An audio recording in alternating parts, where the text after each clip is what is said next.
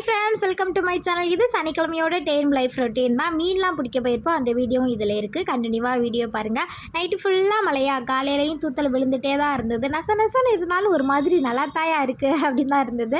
கடையில் போய் சேமியாவும் பால் பாக்கெட்டு தான் வாங்கிட்டு வந்தேன். ஏன்னா கூதல் அடிக்கிறனால காலையில் வேகமாகவே எந்திரிக்க முடியல. இன்னைக்கு கொஞ்சம் லேட்டாக தான் இருந்தது. செல்வா எந்திரிச்சவே பசிக்குதுன்னு சொல்லிகிட்டே இருந்தான். சரி டீயை மட்டும் போட்டு கொடுத்துட்டோம்னா ஆளே டீயை குடிச்சிட்டு கம்முன்னு இருப்பா அப்படி சொல்லிட்டு எனக்கு பால் காய்ச்சிட்டு செல்வாக்கு எப்போது மாதிரி டீ தான் போட்டு கொடுத்தேன். அப்படியே ஒன் சைடு சேமியாவும் செஞ்சுட்டு இருந்தேன். நான் வந்து மேரேஜுக்கு முன்னாடிலாம் சேமியா களி மாதிரி தான் செய்வேன், சாப்பிடவே முடியாது. பட் இப்போ வந்து அப்போ தண்ணி எனக்கு எவ்வளோ ஊற்றுன்னு தெரியலை போல். இப்போ வந்து கரெக்டாக தெரியுதா, அதனால் நல்லா சாப்பிட்டா பொழுனே வந்திருந்தது. என்கிட்டே 4-5 ரெசிபிஸ் கேட்டிருந்தீங்க. எனக்கே சிரிப்பாக தான் இருந்தது. பட் இருந்தாலும் ஷார்ட்ஸ் சேமியாவோட ரெசிபி நான் ஆல்ரெடி சொல்லியிருப்பேன்.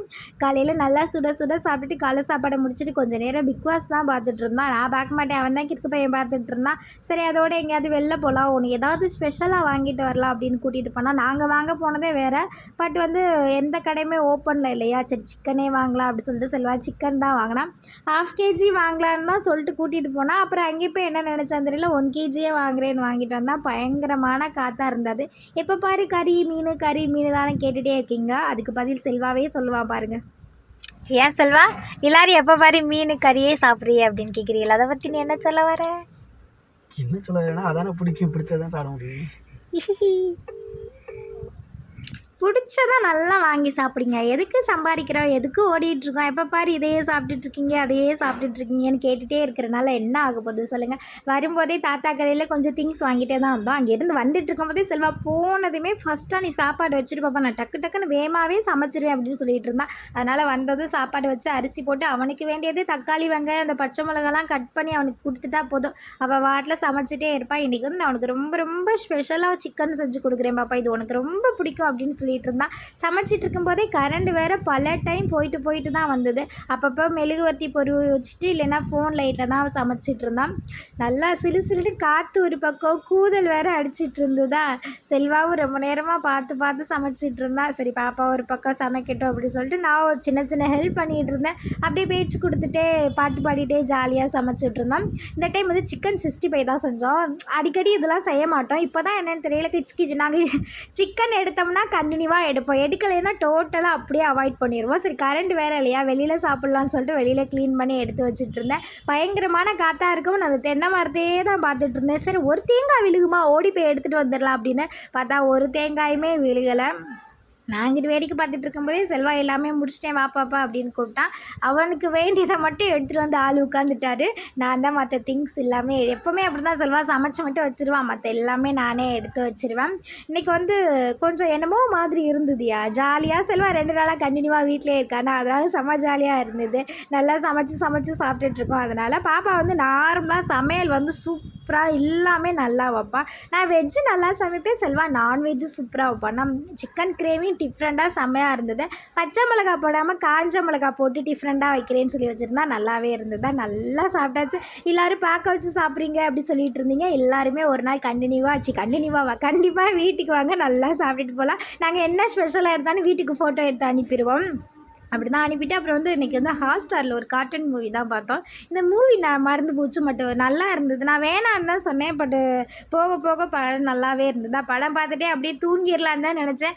இவன் என்ன நினச்சானே தெரியல. இல்லை மழை வேறு நின்றுச்சா, இங்கேயும் தண்ணிலாம் ஓடிட்டு சூப்பராக இருக்கும், வா வேடிக்கை பார்த்துட்டு போகலாம், பார்த்துட்டு வரலாம் அப்படின்னு கூட்டிகிட்டு போன வருஷம் இதே டைமில் டிசம்பரில் ஒரு 4-5 தேதி வந்து மழை வந்தது. அந்த டைமில் இப்படி தான் வெளியில் வந்தோம். அப்போ ரொம்பவே கஷ்டப்பட்டாங்களா, சரி நம்மளால் முடிஞ்ச ஹெல்ப் பண்ணலாம் அப்படின்னு வந்தால் அப்போ அங்கங்கே இந்த இடத்துல மீன் பிடிச்சிட்டு இருந்தாங்க நிறைய, அந்த ஏற்று மீன் ஏறுமா. அப்போ நாங்கள் வந்து வேடிக்கை பார்த்துட்ருக்கோம், எங்களுக்கு கொஞ்சம் மீன் அள்ளி கொடுத்தாங்க. சரி இந்த டைம் அங்கே யாராவது மீன் பிடிக்கிறாங்களா அப்படின்னு தான் பார்த்துட்டு இருந்தான். பட் வந்து மீன் யாருமே பிடிக்கலை. பாப்பா மீன் பிடிக்கலையா? மீன் பிடிக்கிறதுக்கு ஆள் இல்லை. உன்னை வச்சு பிடிச்சானா அவனை அடிச்சு கொண்டு போய் கண் தண்ணி அவரை உடனே வரட்டி பிடிக்க ஒரு ஆள் வைக்கணும். சச்சோ மழை வந்துருச்சுடா. செல்வா ஒன்று பிடிச்சி போச்சுன்னா ஒன்று பண்ணணும் அப்படின்னு நினச்சிட்டானா அவனுக்கு அது பண்ணியே ஆகணும். சரி ஓகே நம்ம அத்தை வீட்டுக்கு போகலாம் அப்படின்னு அத்தை வீட்டுக்கு தான் போயிருந்தோம். போய் கொழுந்தனை கூட்டிகிட்டு வரலாம் அப்படின்னு. நீங்கள் என்ன மீன் பிடிக்க போகிறாங்க, நீங்கள் வராடே செல்வா மீன் பிடிக்கிறதுக்கு மீன் பிடிக்கிற கேப்பில் இதே அவனுக்கு ஒரு ஆள் வைக்கணும்.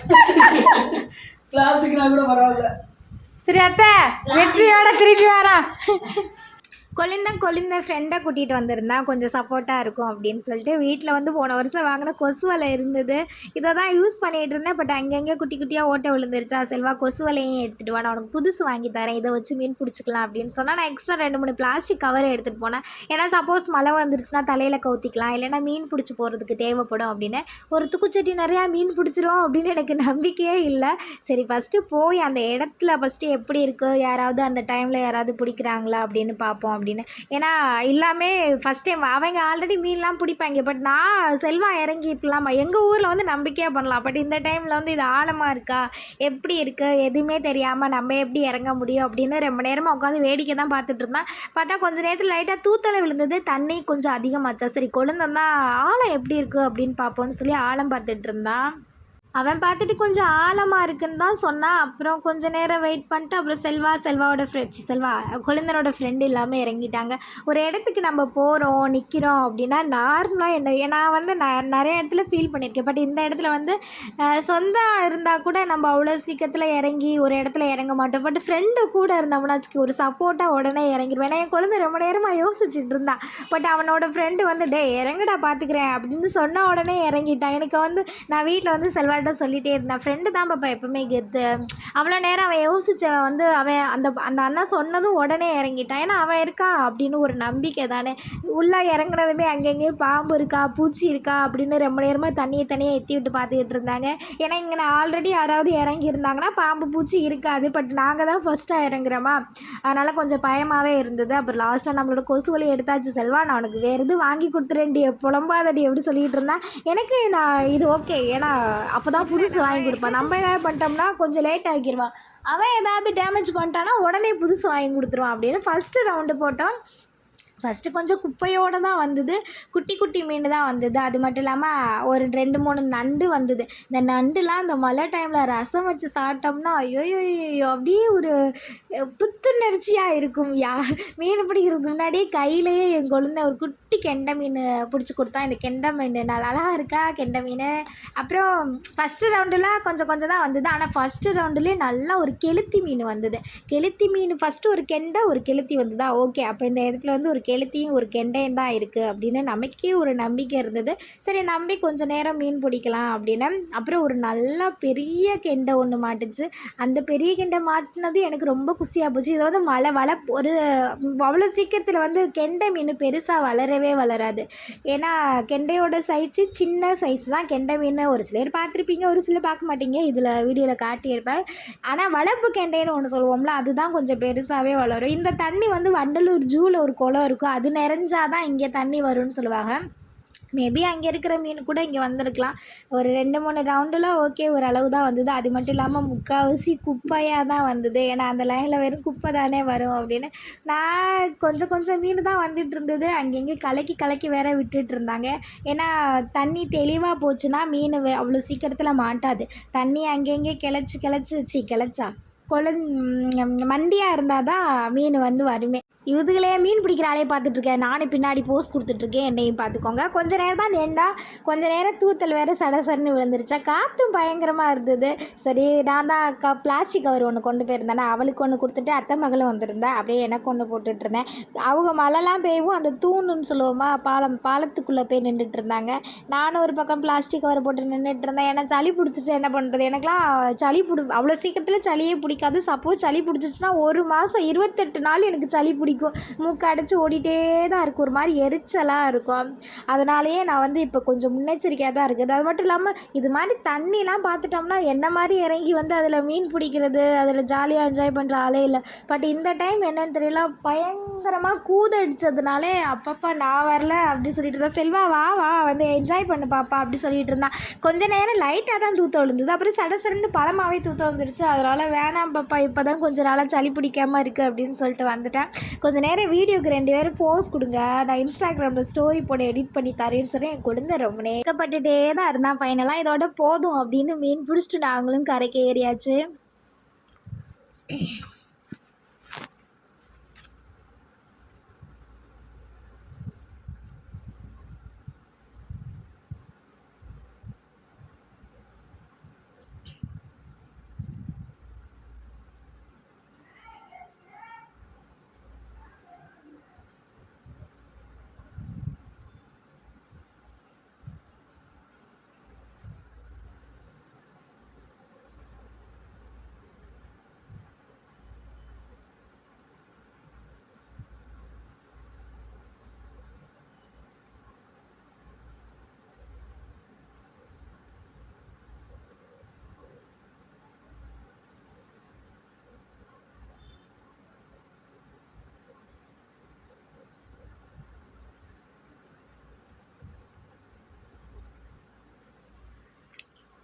கிளம்பலாம் அப்படின்னு தான் எல்லாத்தையுமே எடுத்துகிட்டு வெளியில் வந்தோம்.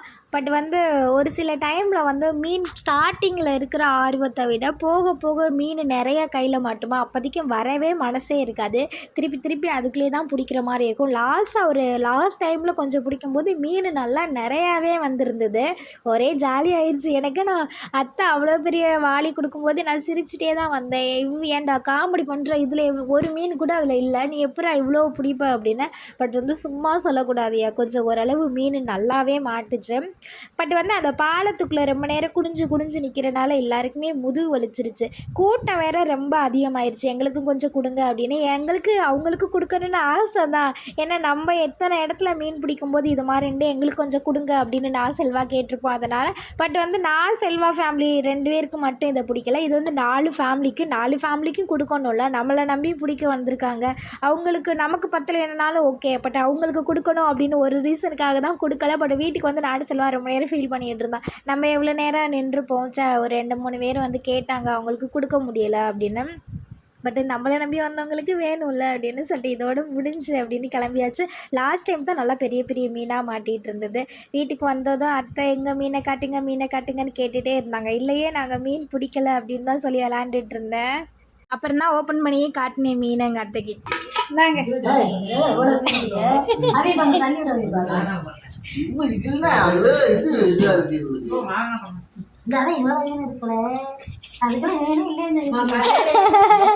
காட்டோட முடியாது, அது வெயிட்டா இருக்குடா.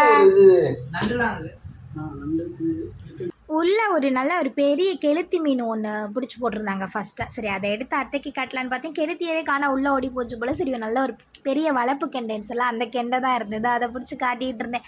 இது ஒரு வீடியோ எடுத்து நம்ம ஃபேமிலி குரூப்பில் போட்டு எல்லோரும் பார்க்கட்டும் அப்படின்னு. கரண்ட் இல்லை, பயங்கரமான இருட்டு. இங்கே நேற்று தான் எங்கேயுமே சனிக்கிழமை எங்கேயுமே கரண்ட் இல்லையே. அத்தை வீட்டில் ரொம்ப கரண்ட் இல்லையா. செல்வா இங்கே இருந்து க்ளீன் பண்ணிட்டு போகலான்னு சொன்னால் சரி வேணாம், நம்ம வீட்லேயே போய் க்ளீன் பண்ணிக்கலாம், கொஞ்சம் ஃப்ரீயாகவும் இருக்கும்னு சொல்லிட்டு வீட்டுக்கு ஃபைனலாக எங்கள் அத்தை வந்து கவரு குண்டா எதுவும் இல்லைன்னு சொல்லிட்டு பிளாஸ்டிக் டப்பாலே கட்டி கொடுத்துட்ருந்தாங்க. அங்கே பத்தலைன்னு நான் தான் ஒரு மீனாக எடுத்து போட்டுகிட்டே இருந்தேன். பட் வீட்டுக்கு வந்து பார்த்தா நல்லா நிறைய மீனே இருந்தது. பார்த்திங்களா, ஒரு கெளுத்தி மீன் உயிரோடு இருக்குது.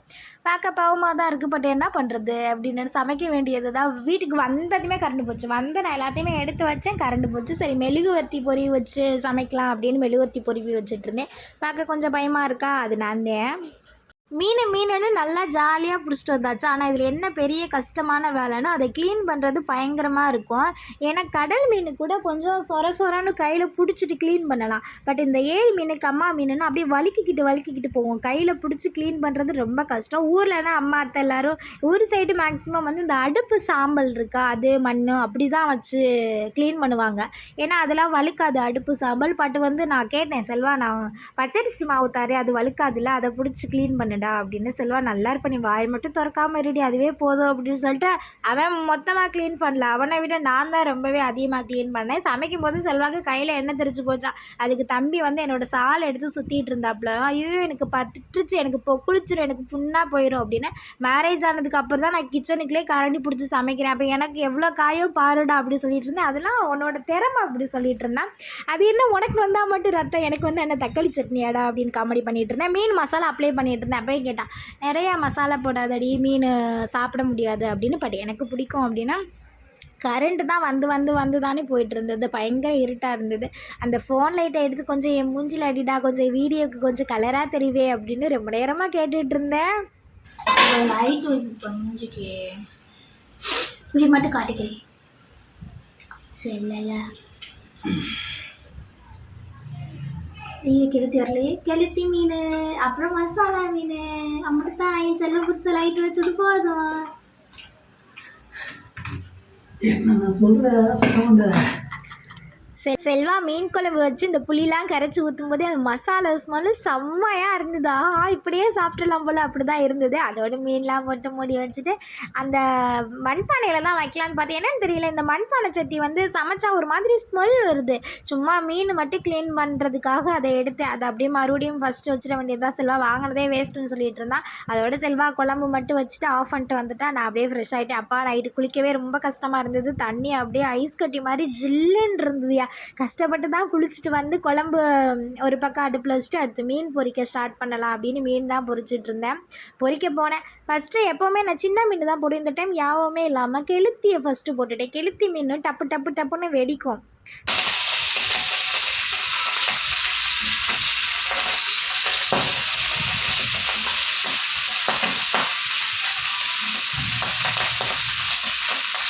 சரி போட்டுட்டோம் அப்படின்னு அதுக்கப்புறம் தான் அந்த குட்டி குட்டி கெண்டை மீனையே போட்டேன். கெண்டை மீன் அதுக்கு வெடிக்கிறதுலே அந்த கெளுத்தி மீன் தான் ரொம்ப மோசமாக வெடிக்கும்.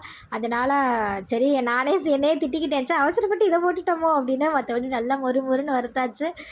செம்ம டேஸ்ட்டாக இருக்குங்க உண்மையாகவே. இந்த ஏரி நான் அதே சொல்லிகிட்டு இருக்கேன் நினைக்கிறேன்னா, பட் வந்து டேஸ்ட் நீங்களும் சாப்பிடுங்களேன், ரொம்ப உடம்புக்கு நல்லது மீன். ஃபைனலாக எல்லாம் ரெடி. நம்ம இனி சாப்பிட வேண்டியது தான் வேலை.